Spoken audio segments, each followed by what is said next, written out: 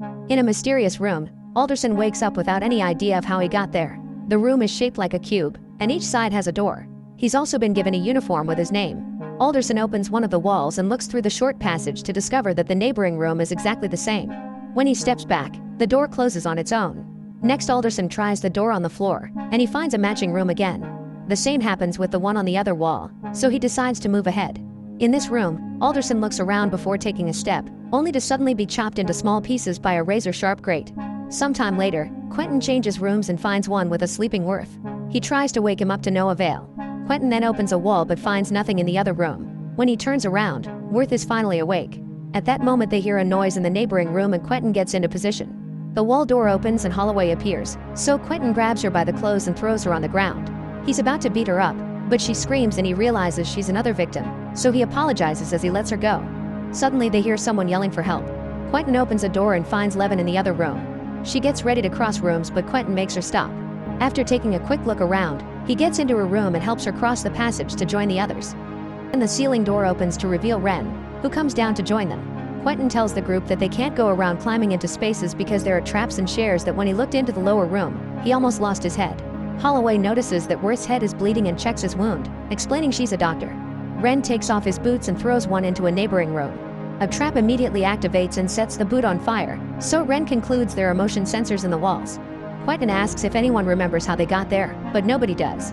They all were going through the usual routines only to pass out and wake up there wearing these uniforms. While hearing weird noises from above, the group discusses what to do. Levin thinks they should wait in that room for someone, however Worth thinks nobody will come for them. Most of them agree they should look for an exit.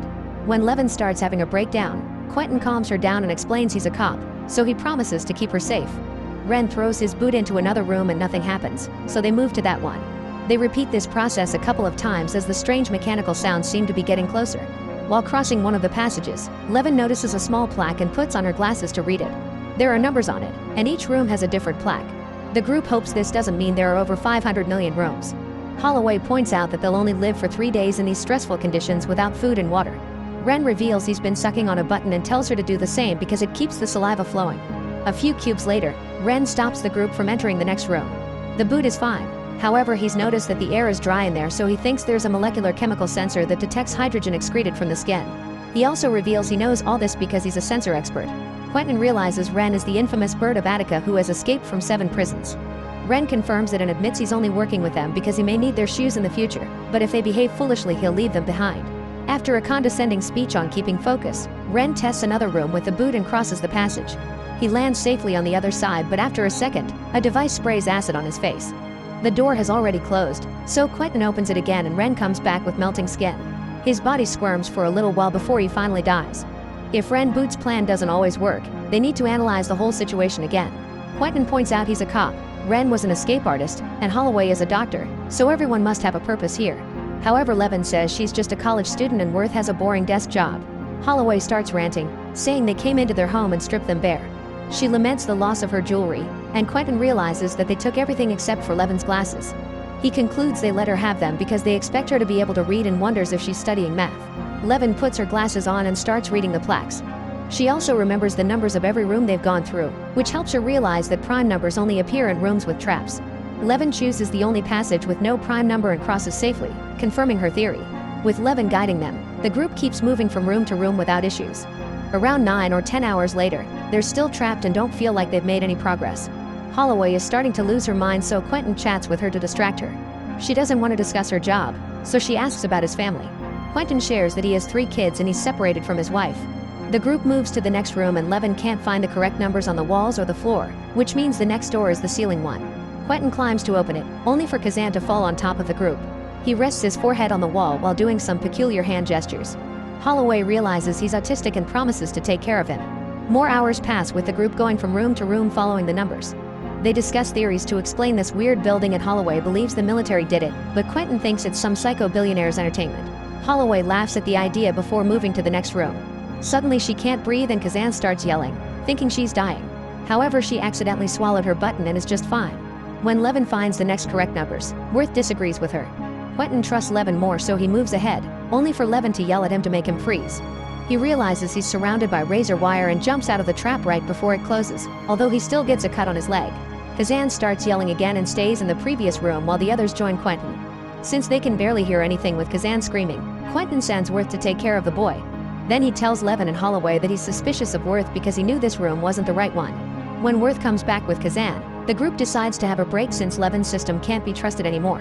Levin starts making a bunch of calculations and Kazan pees in a corner. Worth is amused by everything and Quentin calls him out for his constant negative attitude, so an argument ensues. Quentin points out that if nothing really matters, then Worth could simply just jump into the next random room. This makes Worth finally snap and yell that there's no way out. He knows this because he was hired to design the exterior of the building, but he doesn't have any other information. They only asked him for a hollow shell shaped like a cube. Worth never left his office. They just called him and gave him instructions without ever sharing their identity.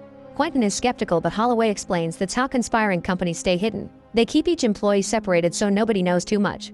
She starts ranting against the system and the government. However, Worth thinks it's a headless blunder that only appears to be a master plan. He theorizes that nobody is watching them and it's just a forgotten project that some employees are still using just to get their paychecks. His conclusion is that everything is pointless, which leaves everyone in philosophical despair. When Worth mocks Quentin, the cop finally snaps and starts beating him up. Levin stops him and reminds him that they need Worth since he's the only one with any information. Then Levin starts asking Worth questions, so he tells her the dimensions of the cube and that there's only one door, but he doesn't know where they put it. She walks around the room to make some calculations that she compares to the dimensions Worth shared, and in the end she concludes that there are 17,576 rooms. Thinking about this a bit more, Levin realizes that the numbers are coded Cartesian coordinates, usually used in three-dimensional graphs. This means the numbers are like latitude and longitude on a map that tell them where they are inside the cube. After a quick calculation, she tells the group that there's 7 rooms from the edge. The group starts moving again and Quentin decides Worth will always go first to check for traps. While moving through the next passage, Levin finds some coordinates that don't make sense because they appear to indicate a place outside the cube, but they're still trapped. When they finally reach the edge, they open the floor door while Kazan keeps repeating the word trap. Just as he predicts, they see spikes appearing in the walls of the next room which are activated by sound. It seems this edge room has traps in every direction, so they should backtrack. Quentin refuses and thinks they should cross the room anyway, otherwise they'll never make any progress. Another argument ensues and in the end they agree to advance.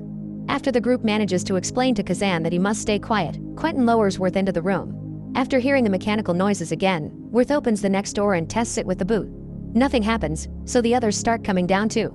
Kazan accidentally steps on the floor door and his pants get stuck, but Holloway manages to keep him quiet and free him without making noise. Now only Quentin is left. He moves carefully while the floor door starts opening and everyone freezes when it makes a noise, but this doesn't activate the trap. Kazan makes an excited noise and Quentin has to jump quickly into the next room, avoiding the trap at the last second. A furious Quentin starts yelling at Kazan, accusing him of endangering the pack. Holloway screams at Quentin too and calls out his abuse of authority. A new argument begins and Quentin believes that Holloway should be grateful for the police since they protect the city. Holloway only responds that this attitude is why Quentin's wife left him, so he slaps her. Afterward, Worth opens the next door and everyone is excited to find the outer shell. It's too dark to see anything and there's nothing on the walls to hold on to for climbing. Quentin decides to make a rope by tying all their jackets and pants together, saying he wants to swing across. Levin points out he's too heavy and wants to go instead since she's the lightest, but they need her to do the math. Holloway volunteers to go instead. While the others hold the makeshift rope, Holloway carefully climbs down the shell wall. When she reaches the end of the rope, she starts swinging to try to reach the opposite wall. Suddenly the room starts shaking and causes the group to accidentally drop the rope, so Quentin quickly jumps into the passage to retake it. Levin and Worth grab his legs to hold him in place and Holloway climbs back up until she's holding on to Quentin's hand. At that moment his face changes and Holloway cries out before he lets go, dropping her to her death. When Quentin goes back inside, he pretends that Holloway fell by accident. He wants to keep moving but Levin is on the edge of a breakdown, so Worth convinces him to take a break. They decide to take a nap and Quentin waits until everyone is asleep to steal the boot from Worth. Then he wakes Levin up and takes her to the next room. He thinks that without the others, she can concentrate. Things get awkward when he starts babbling about them being the key and touches her inappropriately, saying they're a man and a woman as the two halves of the equation. Levin immediately tries to run from him but Quentin easily catches her and tries to take her to another room. Suddenly Worth brings him down, allowing Levin to leave his arms. As Kazan also joins them, Quentin goes on another rant, saying everyone else is a spy and insulting Holloway. This makes Levin realize he dropped her, so she and Worth tell him to leave alone. Quentin throws the boot at Worth's face to bring him down, then he starts beating him up with a crazy look on his face. Afterward, Quentin throws Worth through the floor door. To everyone's surprise, he just starts laughing. The trio decides to go down and discovers that they're back in the room with Ren Body, which means they've been going in circles. Quentin freaks out and asks Levin where they are, pushing her toward the numbers.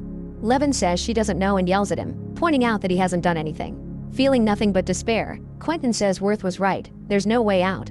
While Quentin cries, Worth remembers that Ren was killed in the next room. He takes a look and sees there's nothing out there, so they're back on the edge. This doesn't make sense because he remembers Ren entering a room. Quentin thinks he's wasting time and throws the boot at him, so it falls down the edge. Worth ignores him and keeps talking, pointing out that they haven't been moving in circles. It's the rooms that have been moving all along, which explains the weird mechanical noises and the shaking. Levin realizes he's right and they look at the plaques together. They conclude that the numbers are a list of all the coordinates that the room passes through. The room that had a coordinate outside the cube must be the bridge to enter the cube. They didn't see the exit because it had already moved. They have to go back to that room and wait until it returns to its original position to leave.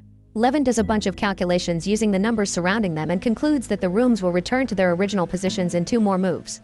Quentin wants to get moving, but there's still the matter of traps. Levin has realized that the traps are identified by the power of a prime, which is a number too big for her to calculate in her head. An argument ensues, but they're interrupted by Kazan, who solves the first equation in just a second. It turns out he's the kind of autistic person who can do genius-level calculations in his mind.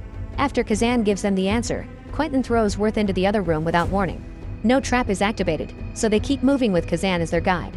Quentin keeps complaining about everything and doesn't move fast enough, so his head gets trapped when the door closes against his neck. Levin and Kazan rush to check the other doors while Worth uses the chance to push Quentin back and close the door. Then Worth makes Levin check the floor door and steps away, so Quentin reopens the door to join them. Suddenly Worth opens the floor door and Quentin falls, hitting his head hard enough to bleed. Now the trio can keep moving without his violent behavior. A few cubes later, they find the edge again, and they have to move out of the way when a room slides down. It lands in front of their door, confirming their theory.